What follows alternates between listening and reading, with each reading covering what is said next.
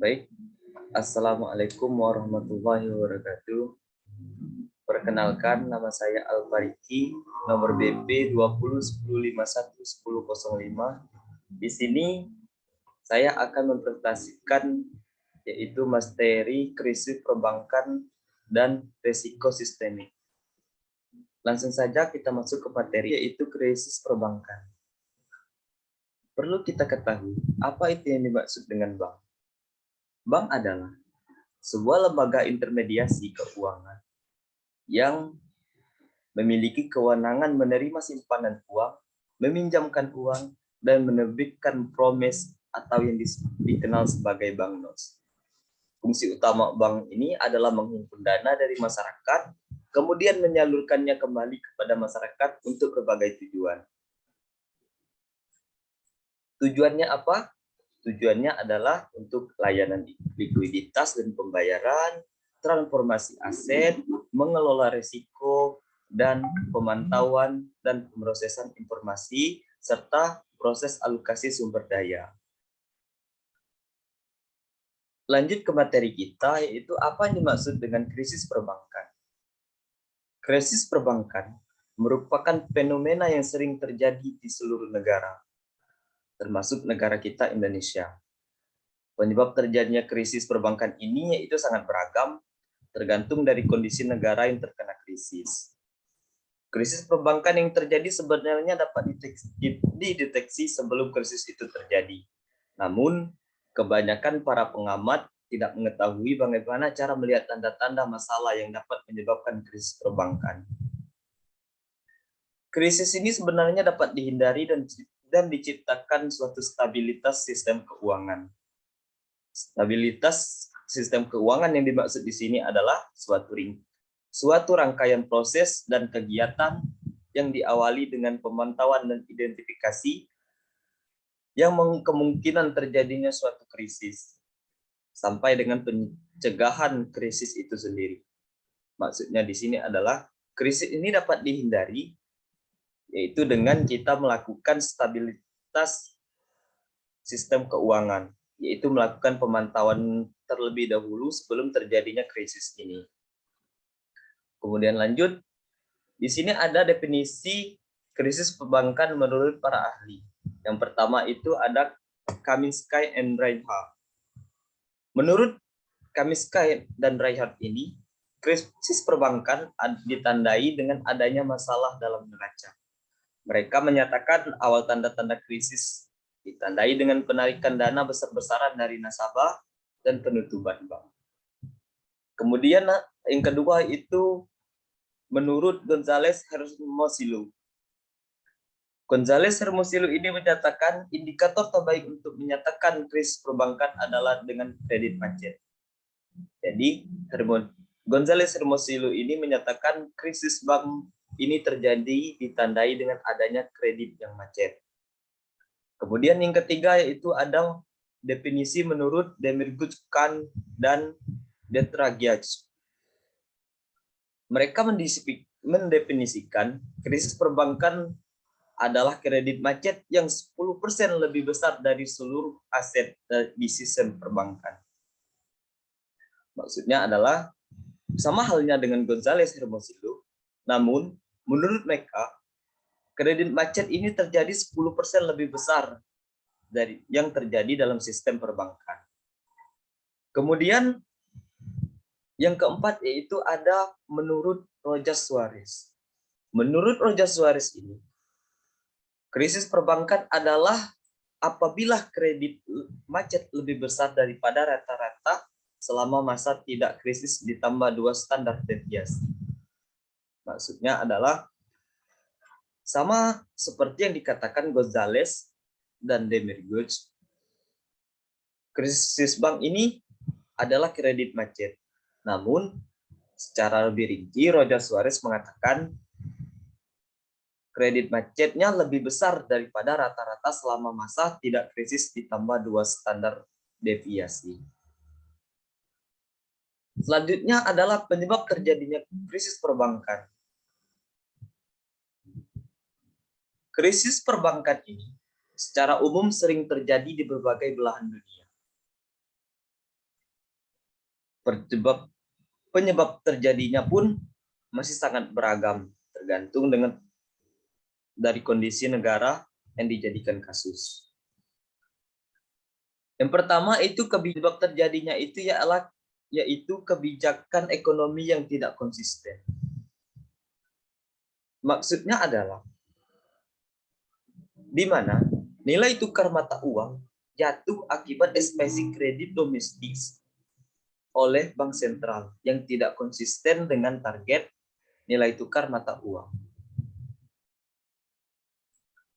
Kemudian teori ini menjelaskan penyebab terjadinya krisis keuangan di negara yang menggunakan sistem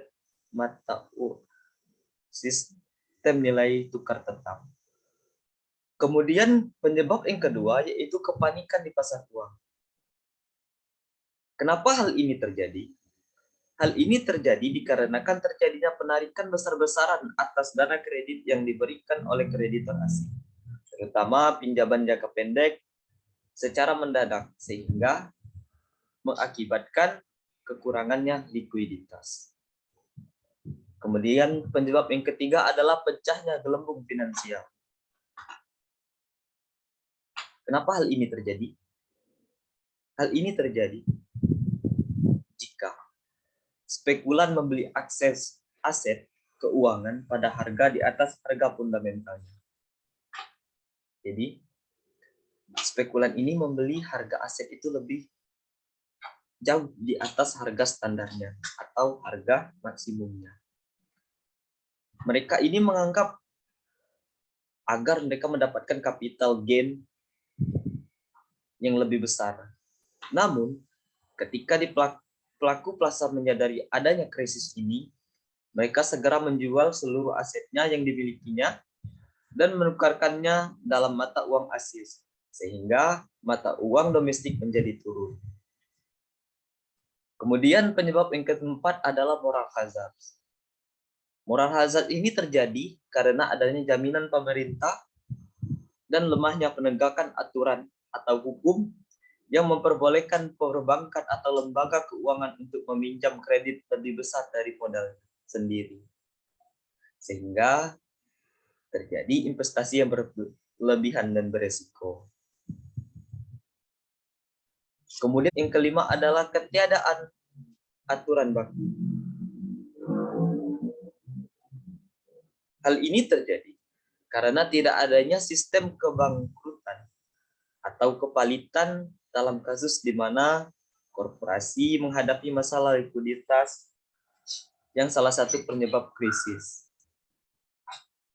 Karena hal ini berkaitan dengan pemegangan aset-aset yang harus dilikuidasi. Namun, dilihat dari teori mendasarnya, analisis keuangan dapat dilap ke dalam 4 bagian teori.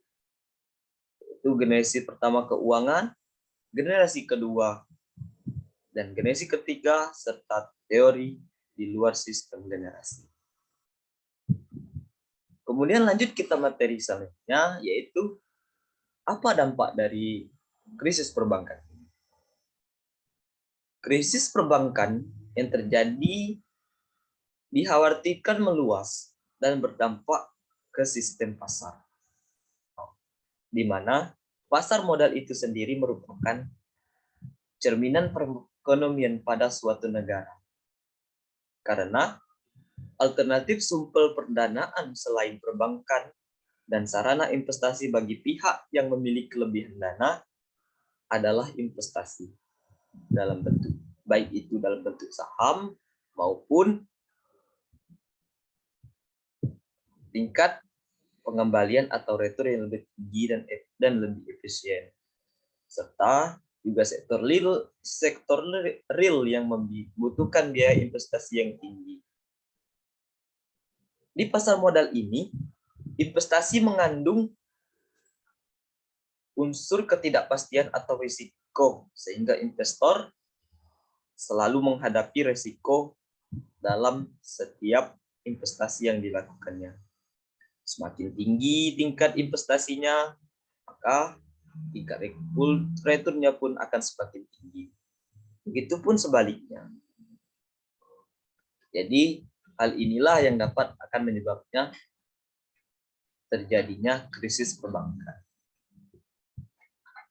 Lanjut ke materi kita yang kedua, yaitu adalah risiko sistemik. Apa yang dimaksud dengan risiko sistemik? Risiko sistemik adalah risiko kerusakan atau runtuhnya seluruh sistem, bukan hanya bagian-bagian tertentu. Ini menjadi hal yang bisa diperjelas karena tidak hanya satu atau dua sistem, tapi seluruh sistem perbankan yang rusak. Dalam konteks finansial, risiko sistemik merupakan risiko ketinggalan di sektor finansial yang disebabkan oleh keterkaitan komponen sistem tersebut yang menyebabkan kemerosotan ekonomi. Sebenarnya, risiko sistemik pun dapat digunakan ketika sebuah perusahaan, industri, atau institusi finansial mengalami keruntuhan akibat kondisi ekonominya.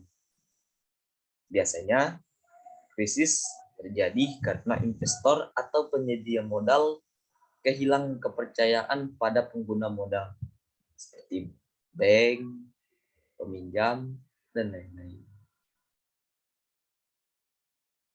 Kemudian apa penyebab risiko sistemik?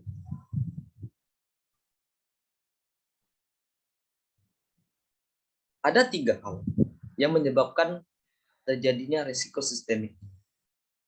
Yang pertama, risiko sistemik ini terjadi karena semua agen ekonomi terkoneksi antara satu dengan yang lain.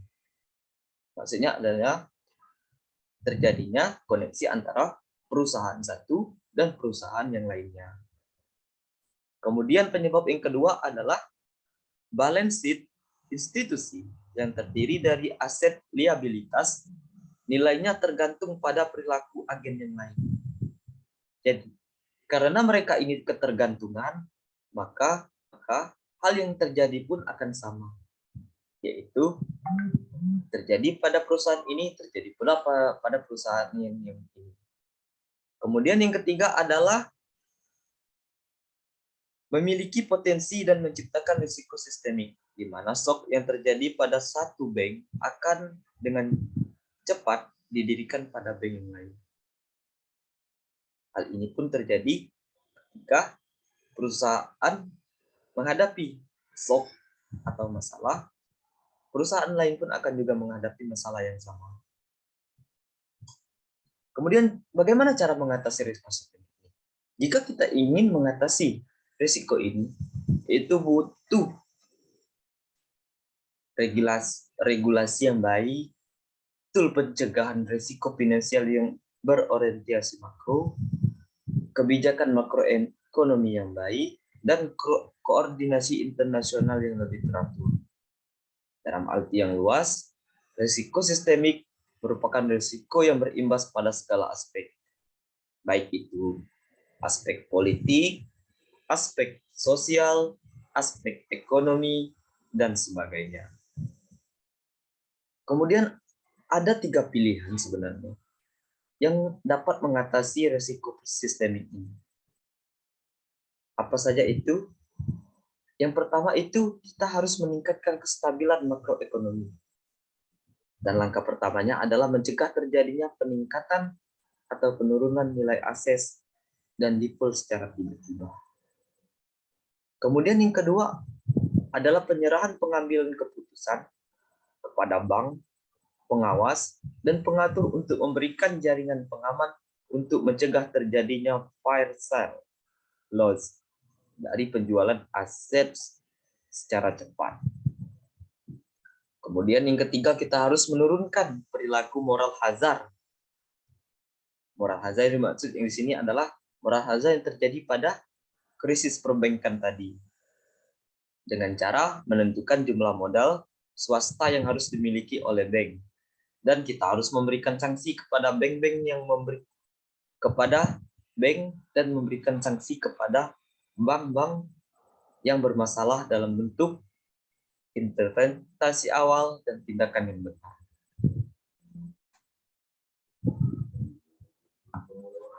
Kemudian apa contoh risiko sistemik? Di sini saya mengambil adalah bangkrutnya perusahaan Lehman Brothers yang terjadi pada tahun 2008. Perusahaan ini merupakan perusahaan jasa keuangan. Namun, ketika bisnisnya tak dapat lagi berlanjut, dampaknya terasa di seluruh sistem finansial dan ekonomi. Ekonomi yang di sini tidak hanya ekonomi yang terjadi pada negaranya, tapi ekonomi global. Itu semua negara. Perusahaan ini merupakan perusahaan besar dan berperan penting dalam ekonomi. Oleh karena itu, jatuhnya bisnis ini menciptakan efek domino yang menyebabkan resiko lebih besar pada sistem keuangan global. Baik, mungkin hanya ini presentasi dari saya.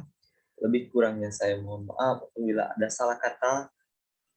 Saya akhiri. Wassalamualaikum warahmatullahi wabarakatuh.